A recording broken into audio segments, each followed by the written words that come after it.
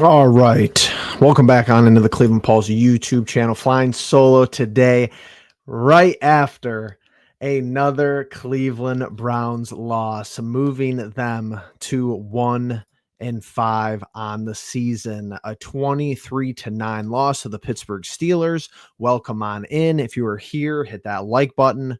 Let me know how you're feeling. Vent session in the comments. If you are here, that means you just watched complete nonsense.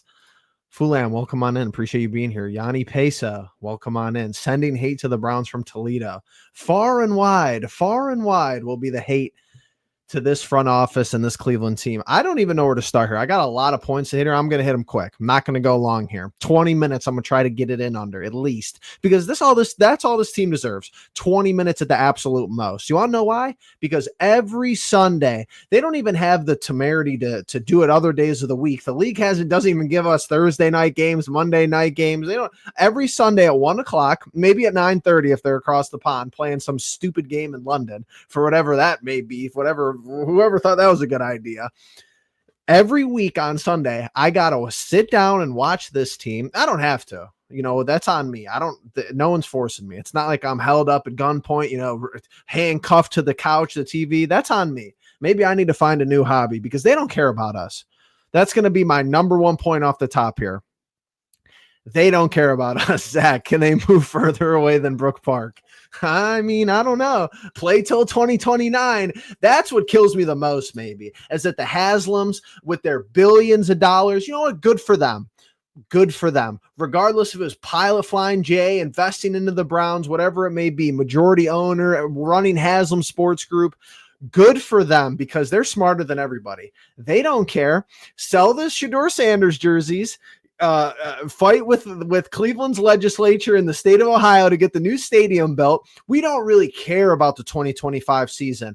Newsflash, they didn't care about the 2024 season. They don't care about this season. That's for sure. Certain. Two things for sure. One thing for certain. That's for sure. They don't care about next year. I can promise you that. They don't care about the year after that. They don't care about 26, 27, or 28. So the next 3 years and this year and the previous year, that'll be 5 total years of Cleveland Browns football that they have mailed in. We are a far ways away from 2023, where we stroll into Houston off a head high because Joe Flacco is slinging the football around and Amari Cooper, looks like a Hall of Fame wide receiver. And we're just happy-go-lucky to go into Houston. We're a far away from that. I feel like I have aged 20 years since the 2020 playoff win. It is 2025. We're not even 5 seasons removed yet from that happening. And the COVID year, and they bring it up on the broadcast. We haven't won a game in Pittsburgh since I was 4 years old. So you could throw that out the window. They give us a little side note. Oh, well, they did win in the COVID year. Ian Eagle and JJ Watt. 2 idiots in the booth, by the way. Get JJ. Well, how is JJ Watt allowed to cover his brother? That's something I'll never understand. Just like, Prime Video, Jason Kelce, and then, we make a comment about Travis Kelce because he's playing. All right. That has always pissed me off, but that's a side point. Look, the Haslams don't care about you, and you have to understand that we got to get to the point where we have to figure out how deep the corruption really runs. Because let's break this down, right? All right, we know the Haslams don't care. That's the most simple equation, easy as it gets. Now, you have to ask yourself, do you think Andrew Berry is in their inner circle? Yes or no? Okay, so they trade Flacco kind of not randomly. I mean, it was a little bit of a shock, but you knew he was on the outs anyway.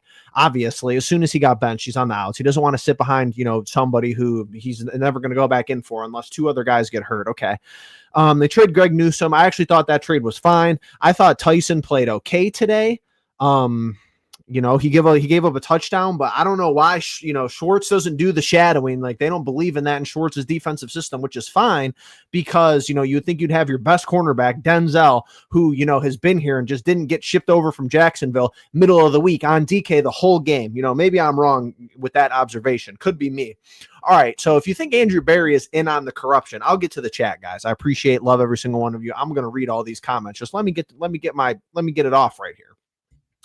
If you think that Andrew Berry isn't on the corruption, okay, I could at least give that to you. Okay, the owner wanted Watson, so Andrew Berry falls in line. He's just trying to keep his job. He's paid lucratively.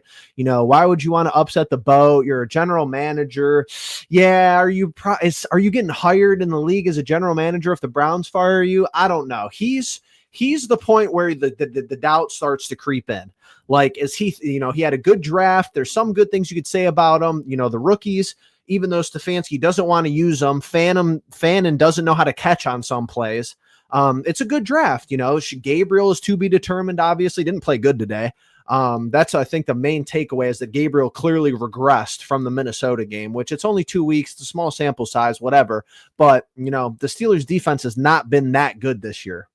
Granted, they're the highest paid defense in the league. They always play good against the Browns. Tomlin is coming off of a bye week, which they're historically good off of a bye week, and Gabriel's a rookie, and they show the graphics. Tomlin's like 26-6 or something against rookie quarterbacks. So if you had any hope that the Browns were going to win this game, that would be a little bit foolish and silly on your side. I will concede that. I didn't think there was a snowball's chance in hell we would win the game, but it just gets annoying week after week after week how we're in these football games. And it's like by the points, you're in it. You're close. 2 scores. I mean, even at the end there, it's a 14-point game, but it feels like we're down 50 all the time.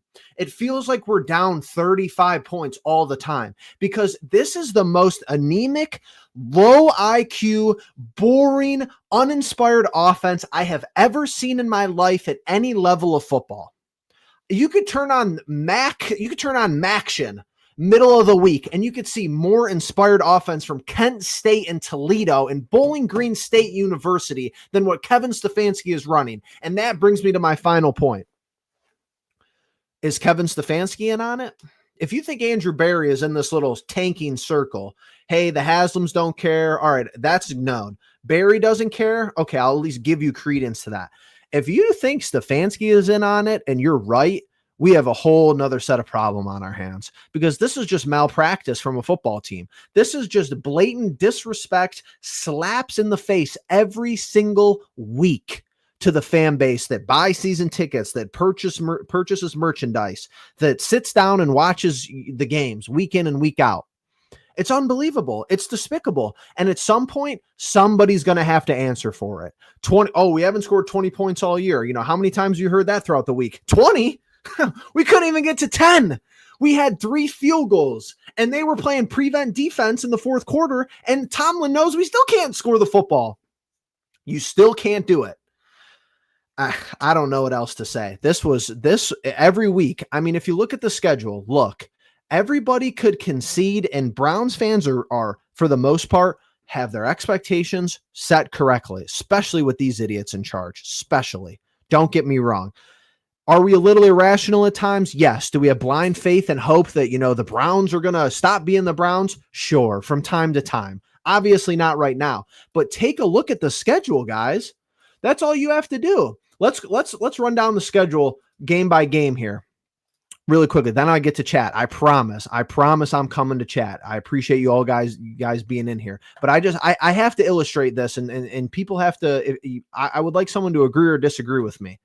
Here's the thing. This is what's bothering me. This is what's going to be bothering me all year because now it's too late. It's no point to even talk about this at this juncture, but okay. Week one, you should have won that game. Obviously, a 4th, 5th grader could have told you that. Schmidt makes a couple of kicks and you win that game. You're not breaking any of the stereotypical mold of how we've got to 1-5, but at least you won that game. That should have been a 17-17 game at minimum. It should have been a 20-17 Browns victory. You start 1-0. Okay, cool. Nice. You beat Burrow and company. You play good against them. I could get behind that.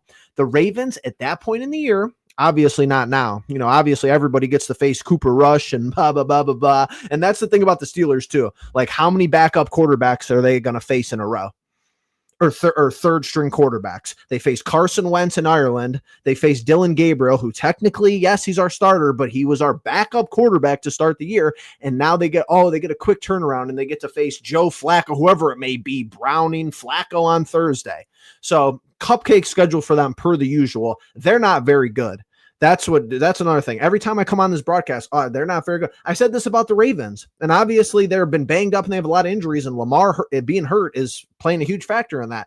I'm not an idiot, but they're not a very good football team. They're 1-5. And like I said, Lamar being hurt plays a lot of factors into it. But week 2, I could concede that loss. The Ravens are a more talented, better, well-coached, stronger organization than you. I could concede that loss.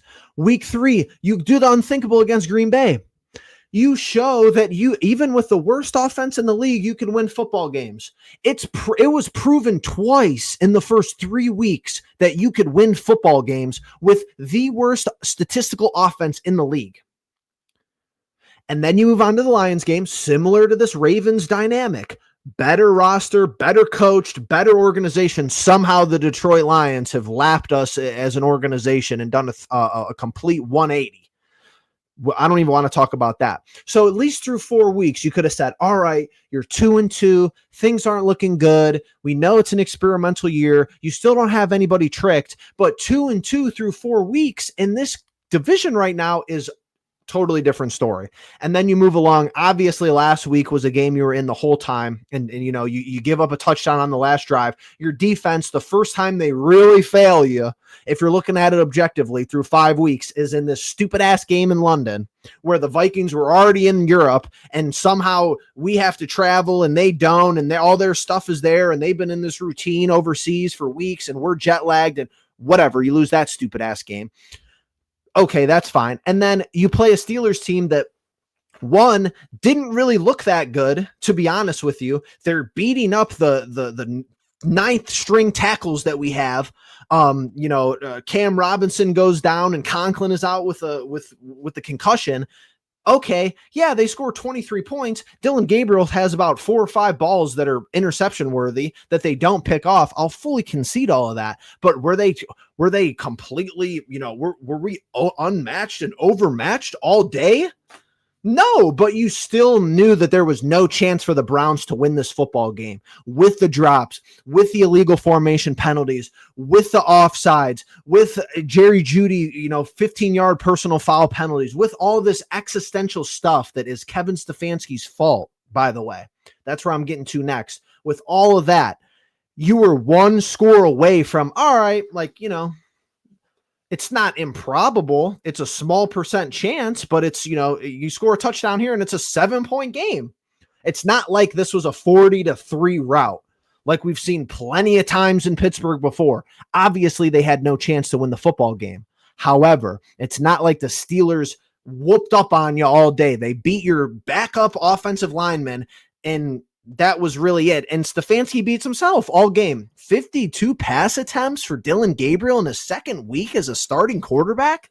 And you have the best running back in the draft class. Don't get it twisted. Quinshon Judkins is the most talented running back in this most recent draft class. I will die on that hill currently. He's better than Genty. He's better than CTE Scadaboo. I really promise. And Samson's not too bad either. They forgot how to use him. They forgot about the week 1 success that we had and some of the week 2 success that we had with them. But Judkins is the most talented running back in this class. You give the ball to him 12 times. So you have to make the argument to me that Stefanski isn't in on the tanking because I believe it's a top-down issue. Haslam's, we know they're there. Barry, follow in line. Stefanski, nothing that he has done has portrayed to me, has instilled confidence in me that says, yeah, this guy cares about winning football games. He's going to come to the stupid ass microphone of we have to be better. This is really disappointing because we had all these opportunities every week. All right, let me get to the chat before I burst a blood vessel. Whole franchise is ass. Welcome on in, MZC. We appreciate that. Ship him down the Cuyahoga. Already did that once, I believe. We went Ashton. Welcome. Come. Welcome on in. We went from praying to score 20 to praying to score 10. I mean, you can't write these. How do you throw? I got to pull up Chat GPT. I got to see what it has to say about this because this is just an improbable Cleveland Browns thing. How many times in NFL history has a team attempted 50 plus passes and not scored a touchdown. That's my question of the day. Only the Browns. Imagine if it said that. It doesn't say that. We'll see what it says.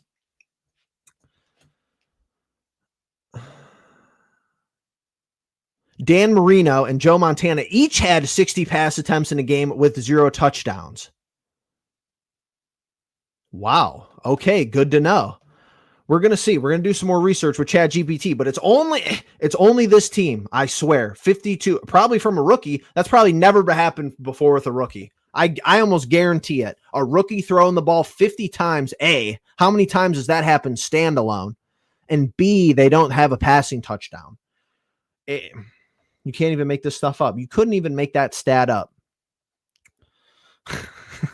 MZC's going crazy in the chat. I'm not even putting that up. That's diabolical. If you want to go read it in the chat, if you're here on YouTube, you could see it in the chat. That's crazy. But I agree.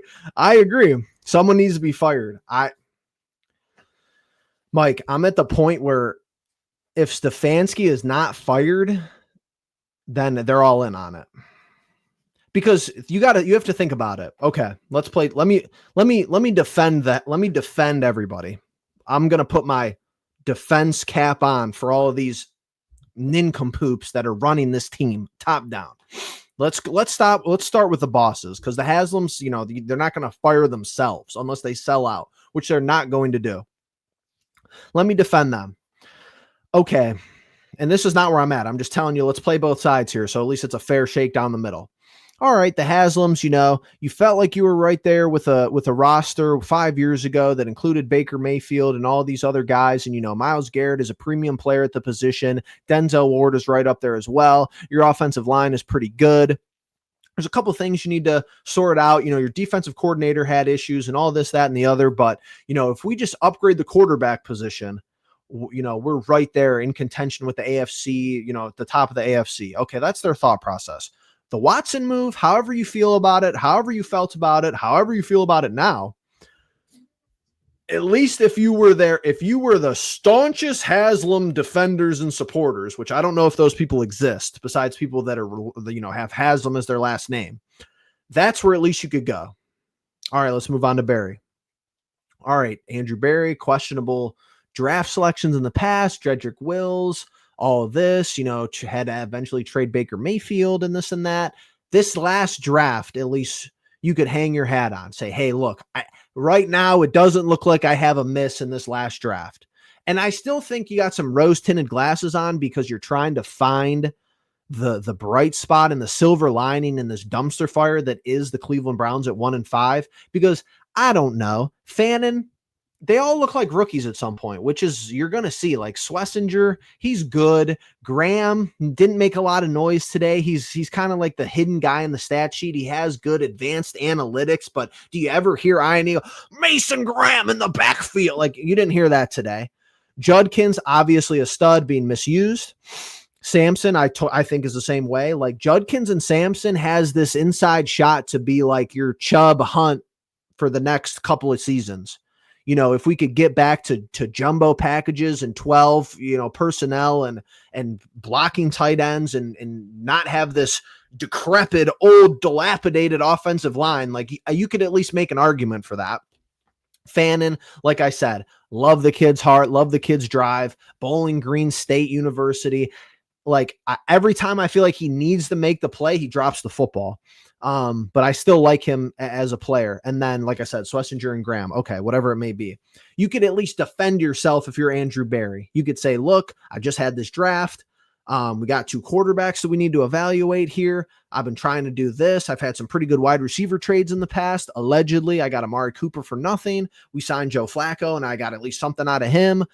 Jerry Jeudy, that was a good argument 6 games ago before the season started because he's been abysmal the whole season. But yeah, okay, you can make. Here's my point. What is the current defense for Stefanski? And you can't say he was 2-time coach of the year. You're not allowed to say that. I don't have one. There is none. There is none. The illegal formations, the penalties, the big plays erased because we can't even get our offensive linemen lined up correctly. because Robinson is he's behind the belt of the center, and it's a legal formation for our biggest play of the game today. It is your 6th year, bro. And you are the offensive guru. You are the offensive mind, and we cannot score a touchdown. It's uninspiring. It's boring. At least if you're going to be bad and lose, could it be at least a little bit entertaining? Can you score more than double digits? Can you get to double-digit points? Please, we're begging you at home. What's the incentive to go to this upcoming game? 1-5 versus 1-5. Is this not a home game for us? I believe it to be. Sunday, October 19th at 1 p.m. at Huntington Bank Field. The 1-5 Miami Dolphins flounder into town with all their issues, and your 1-5 Cleveland Browns try. Who wants to be the better 1-5 team? I hope half the stadium's empty. How else are they going to learn? How else are they going to know? Because this regime, speculation, my opinion, this regime, whoever you believe it encompasses, Haslam to Barry to Stefanski, maybe it's just Haslam and Barry and Stefanski's the next scapegoat. I think that's a possibility. I think you could see that. But let's just say they're all interconnected. You're telling me that they're going to get away with mailing in the next 3 seasons after this, or two plus seasons after this, because they're that obsessed, because they have that much excitement over the dome? I'm a big fan of the dome. Don't get me wrong. But you can't just be like, oh, well, the fans just need to be grateful and thank us because we're at least doing this big project in Brook Park. We're going to have the nicest stadium in the world, and Taylor Swift and SummerSlam and WrestleMania and all these and Creed and all these people are going to come. Who cares? That's 4 years away. Who cares about that right now?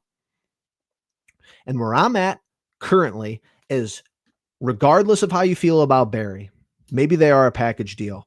At a very minimum, you're going to have a top 5 pick next year, plus whatever the Jaguars give you. And there's no excuse. You went defense early in this draft. Mason Graham, Schlesinger were your first 2 picks, were they not? Maybe they picked Judkins in between them, whatever it may be.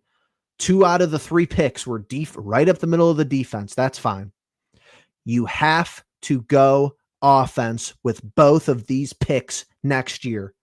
Undoubtedly. I don't care if the best defensive end prospect since Myles Garrett is on the board when you're sitting there. It does not matter. You cannot keep putting this Dollar General, you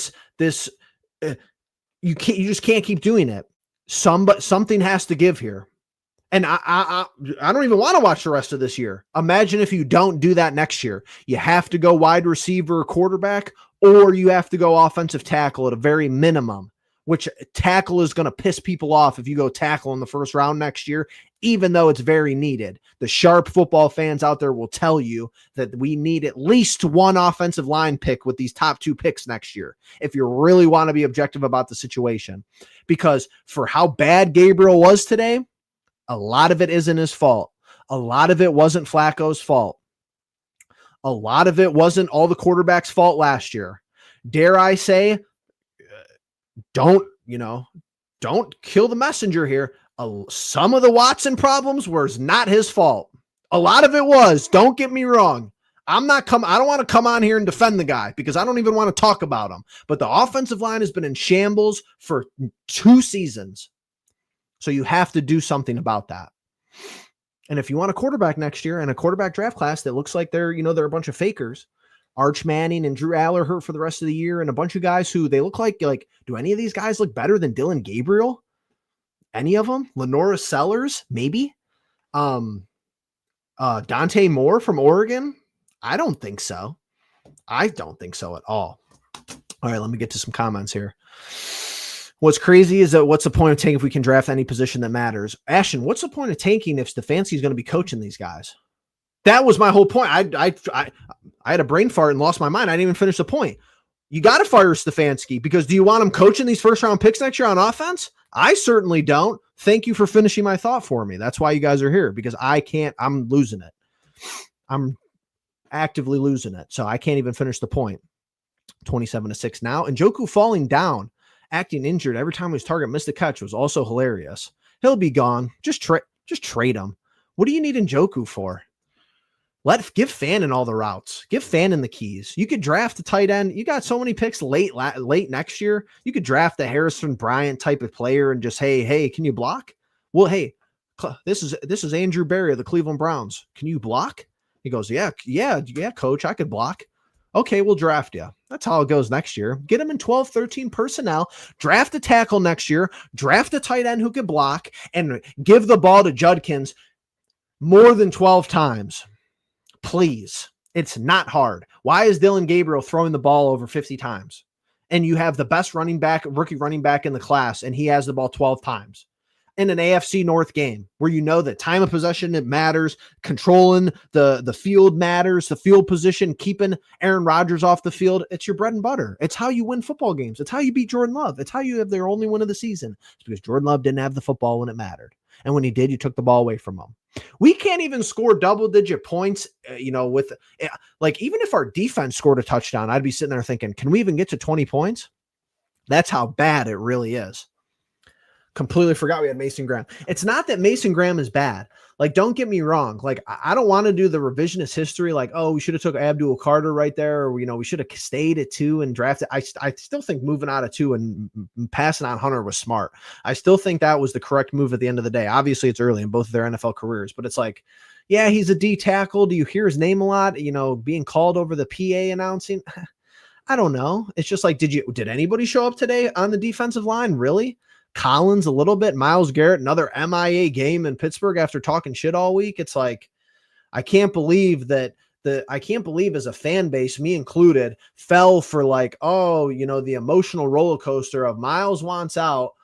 Your knee-jerk reaction is just trade him, which probably was actually the smart thing to do at the time. And then it's like, oh, he's back, and we have this plan for quarterback, and it's like they pull the wool over our eyes every year, and they can't keep getting away with this. They can't. How many drops today? At least 4. At least. Judy, at least 4. Jumping for the football. Like, Stefanski puts this offense out there, and it's like these guys who have had success in the past look like they've never played football before in their life. Like, how many drops did Harold Fannin Jr. have at Bowling Green? I would love to know, because he's had probably like 1 a week in his pro career. And I get it. It's a jump up from BGSU to playing the Mike Tomlin defense. I'm totally aware of that. Go offense with every pick. You said it. You said it. And even if we do that point, we're still playing on rookies to carry a team, literally. It's like you expect rookies to – they're not – Ashton, the crazy part is Stefanski's not even given a chance to the rookies to even make plays. Fannin a little bit, but he's given the ball to Judkins 12 times. Like, what? I'd be tweaking out if I was Judkins. I'd be like, what is this? I'd be crashing out if I was Gabriel. Why are you making me drop back 50 times against a piecemeal offensive line that has a bunch of journeymen because our starters are hurt? Stupid. Undefendable offensive play calling today. Just it's indefensible. KT Levinston. Yeah, I mean, bum. Absolutely. Just block. Like, they couldn't even do that. They can't even nothing. No time, especially with a lefty.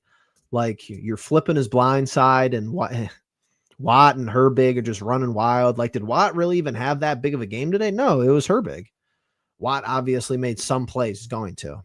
He's a premier edge rusher. Well, he's a linebacker. He's a premier linebacker in the league. That's what kills me about the Myles Garrett, TJ Watt comparisons. They don't even play the same position. Even when they show the graphic, they have their positions noted differently at the top. It says LB for Watt. It says DE for Myles Garrett. So maybe just kudos to Tomlin for using them like that. That's fine. This team is 2-3 years away. Might as well trade everybody. Absolutely. Njoku, see him. The only person I disagree with, I would be very incensed and super, super pissed, actually, genuinely. And I'm the first person to say business is business. They got to do what they have to do for the franchise and this and that. And you can't take personalities and personal stuff into football. I will be incensed if they trade Bitonio. That would be so disrespectful to trade Bitonio after he clearly could have retired, and he said, nope, I'm going to suit up for another year. This is obviously his last year. So you got more issues on the offensive line that you even thought you had. But if they trade Bitonio, that is so disrespectful and just sends a message to everybody who's a free agent or, around the league said, why would I want to go play for the Browns? Not only do they suck, but they treat their longtime veterans like, just trade bait when the going gets tough. So everybody else could go. I agree. Bitonio, just keep Bitonio. Just let him retire as a Brown. Please do not trade Bitonio. That'd be crazy. 300-yard passer. Yeah, Mike, that stat, I think we've come to a realization that stat, I'm sure you're well aware, means nothing because teams don't even need to pass for 300 yards against us. The offense is so bad. Just give the ball to Jaylen Warren a handful of times and he gets better throughout the game goes. And Arthur Smith understands the cadence he understands the offensive flow of the game more than Stefanski, which is that's crazy. I shouldn't be saying this. This is one of the worst head coaches I've ever seen Arthur Smith turn to an offensive coordinator. We know he's not really running that offense, though. We know that's an Aaron Rodgers ran offense. Nobody wants Bitonio. I would disagree with that. Welcome on in, Giga Chad Kroger. I think a contender could use Bitonio. I do. Maybe that's the rose-tinted glasses of Browns fan, but he's our best offensive lineman, clearly. And he suits up every week. He's not soft. I think a contender could use Bitonio. We wouldn't get much for him. I'm not saying you would get anything for him. I'm just saying fourth or fifth round pick, maybe. We got to get it fixed because before you start winning, you got to stop losing. He did not say this. When did he say that? Did he say this today? Or is this an old quote? That's hilarious. If that's so, I hope he did not say that. I hope that's not what he meant. Okay. Everybody that's here, appreciate you stopping by. Thanks for listening to my rant. We'll move on with our lives. Don't buy tickets for the Dolphins game. That's what I have to say about the situation. Browns 1-5. All right. Thanks for being here. Hit that like button, comment down below. Appreciate you being the pulse of it all. Peace.